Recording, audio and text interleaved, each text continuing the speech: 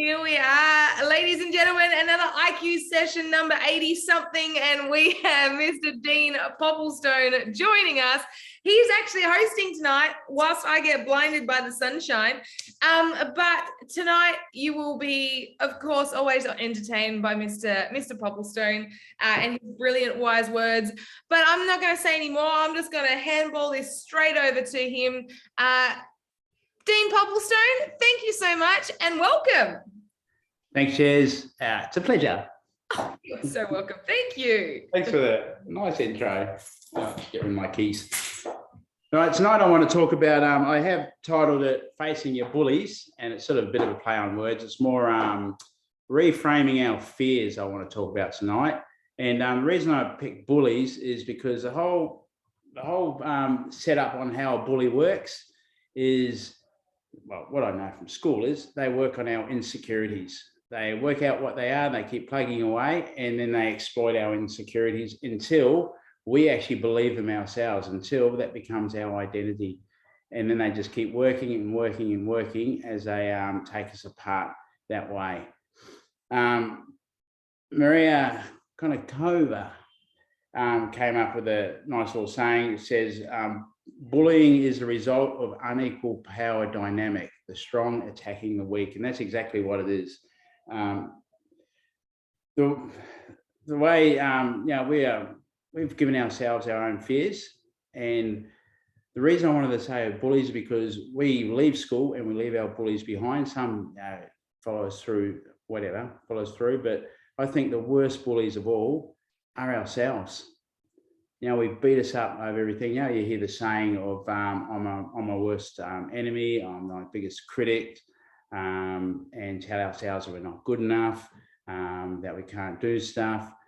And we take on that bullying aspect, but we take it on ourselves. And we are the worst bullies. So, a bit of old school here.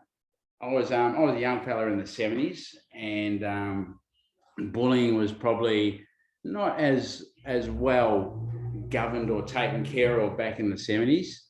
And the advice that we were given was the best cure for a bully is to stand up to it. And it's still true today. And for us as bullies on ourselves, the best cure is to actually start standing up for it. Now, the reason I wanted to do with fears is because three basic fears we have as humans across the planet. And that is the fear of not being good enough, the fear of not being accepted, and the fear of not being loved. Now, I'm not talking about, I'll go back to say a couple of things there. So those three fears there, all our fears will actually fit into those three categories of some shape or form. Now, I'm not talking about the healthy fear that we have been given, and this is the fear that actually keeps us safe. This is a fear that stops us from going into a lion's cage because, well, he's going to eat us.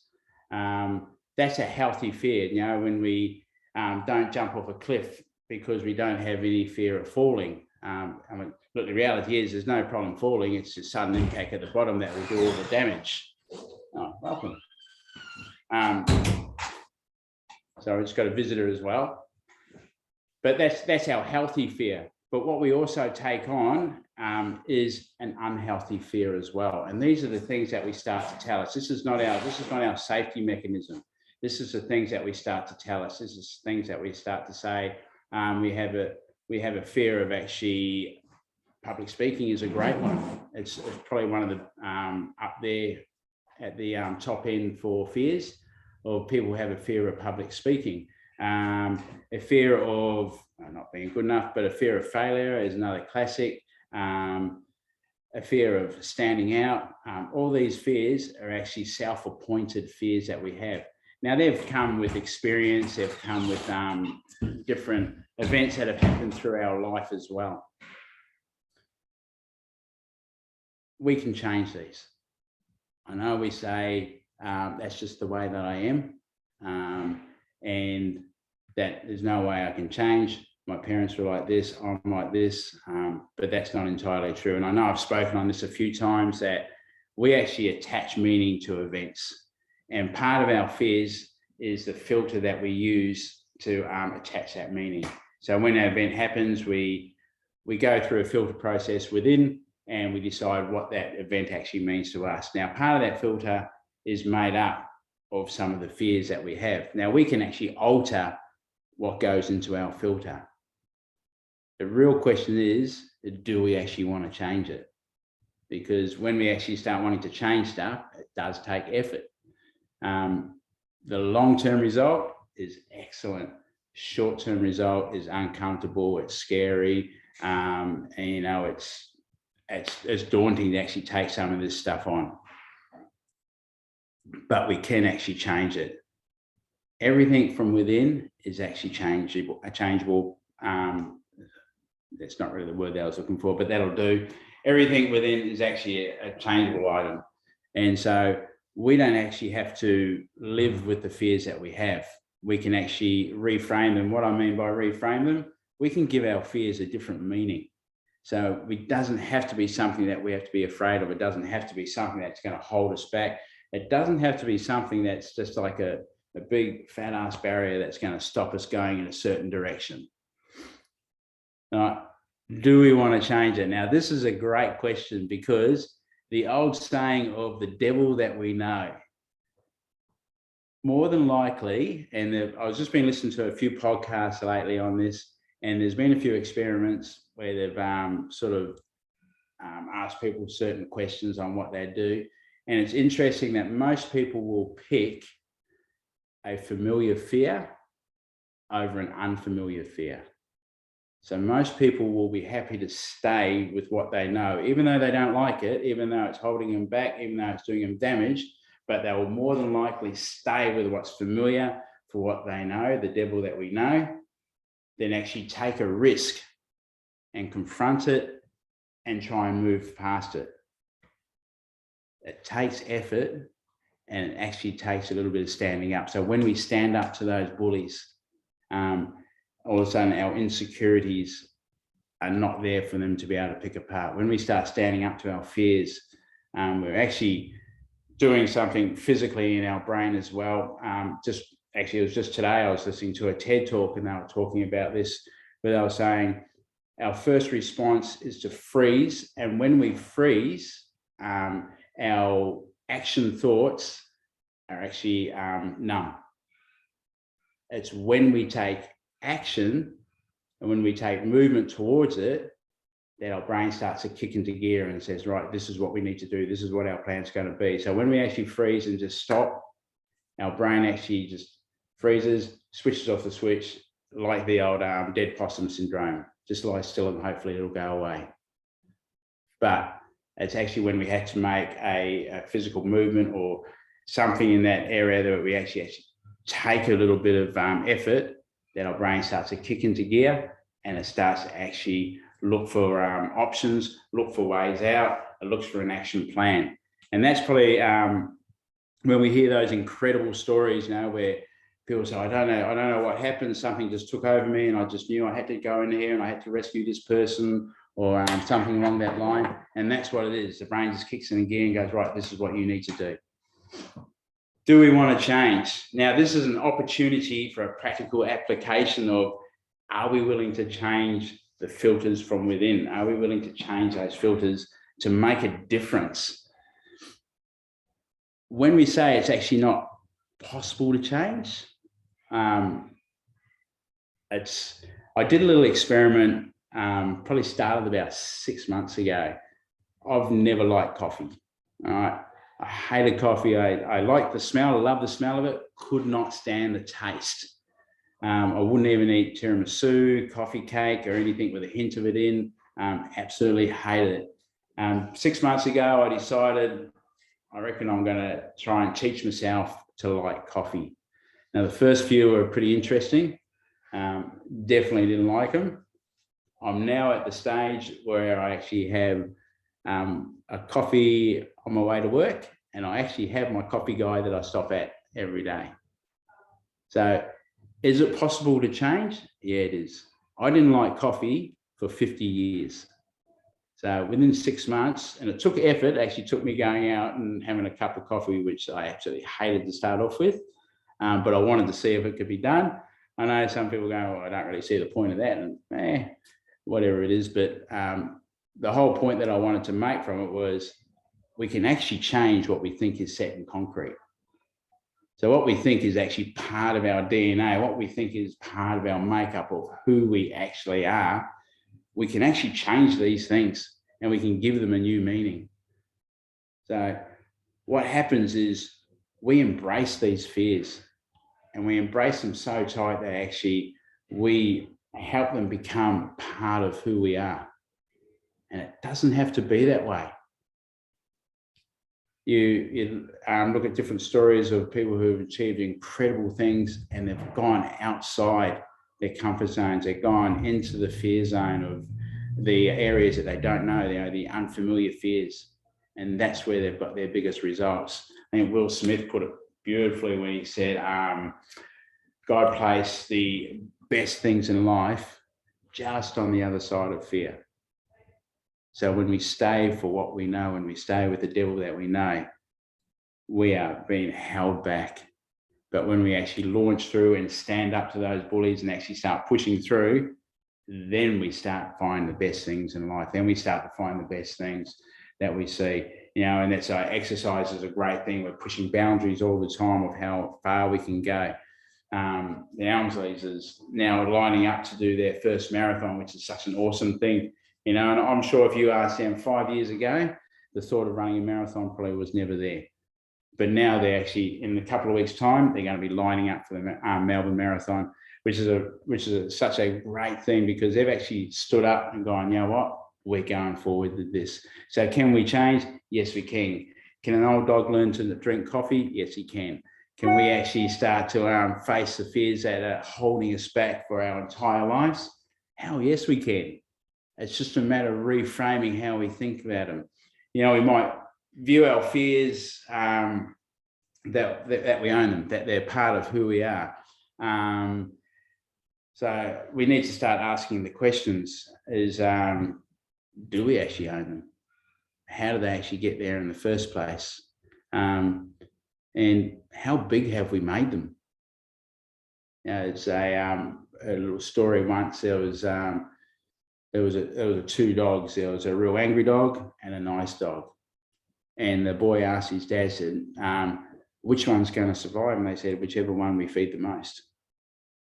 And it's exactly the same with our fears. If we keep feeding our fears, they're going to survive. And they're just going to keep bullying us the whole time. If we keep feeding them, they will grow. So how big do we make them? And then the question is, can we actually face them? Are we willing to face them? Are we willing to actually get uncomfortable with these ones and start facing them? So, or there's another alternative that we can actually look at is there's two ways to view our fears. Is the fears that we haven't yet faced, why not view them as our goals? So the fears that we don't face, why not view them as our goals? The fears that we've faced and we've conquered, we can now label them our benchmarks. This is where I was. This is how far I've come. So the ones that are still to come, they're our goals. That's our goals. And so instead of actually putting a negative spin on our fears, now we're starting to put a positive spin on these things that are holding us back. Now we're starting to look for ways that we can actually launch forward, ways that we can actually grow even stronger than we were before. When we haven't faced them, they're our goals. Once we've faced our fears, they're our benchmark. And then we can move up and move on.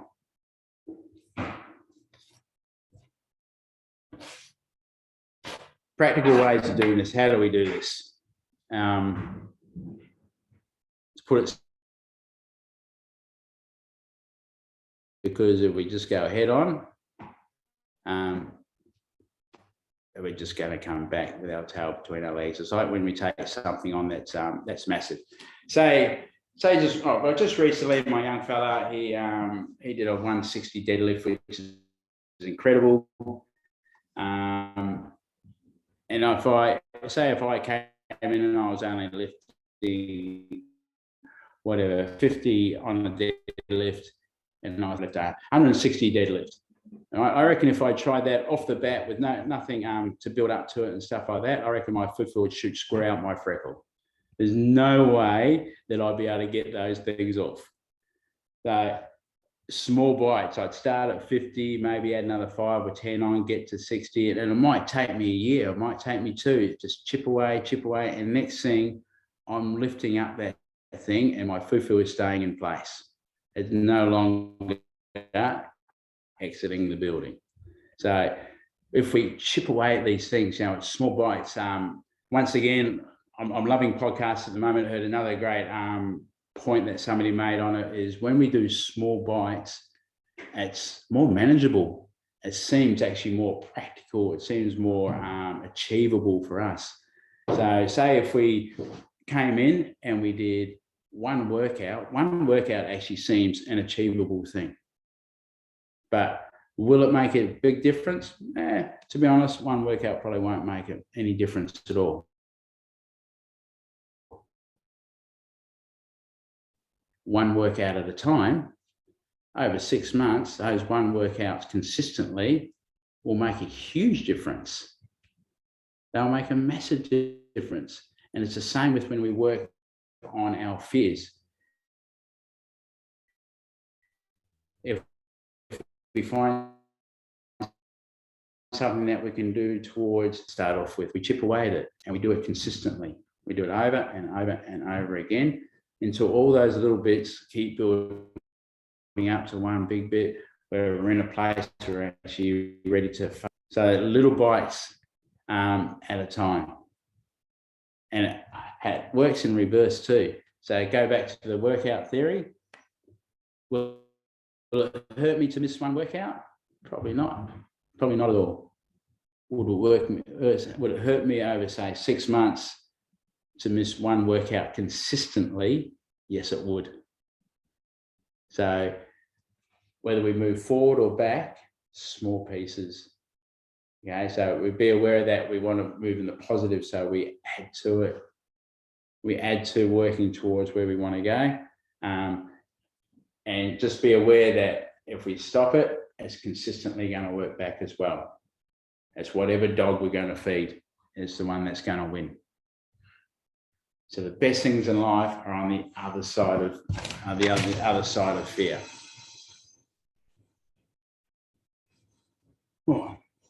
So what we're getting at tonight is really just sharing my thoughts on fears. Is we really want to attach a new meaning to our fears. We want to take away the negative part of that fear, and instead of being a fear, it's a challenge that we want to get over.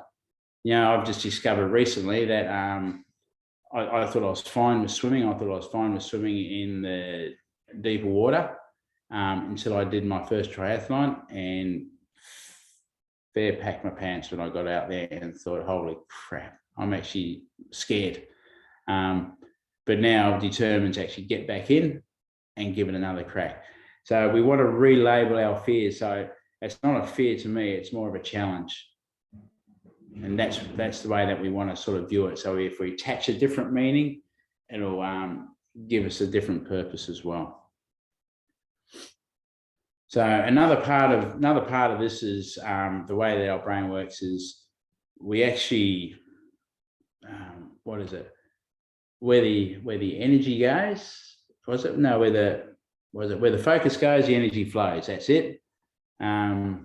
So what I want to talk about is the reticulated activating system, which pretty much is a bunch of neurons that lives in our brainstem, and it's designed to trigger our interest and help us find things of that interest.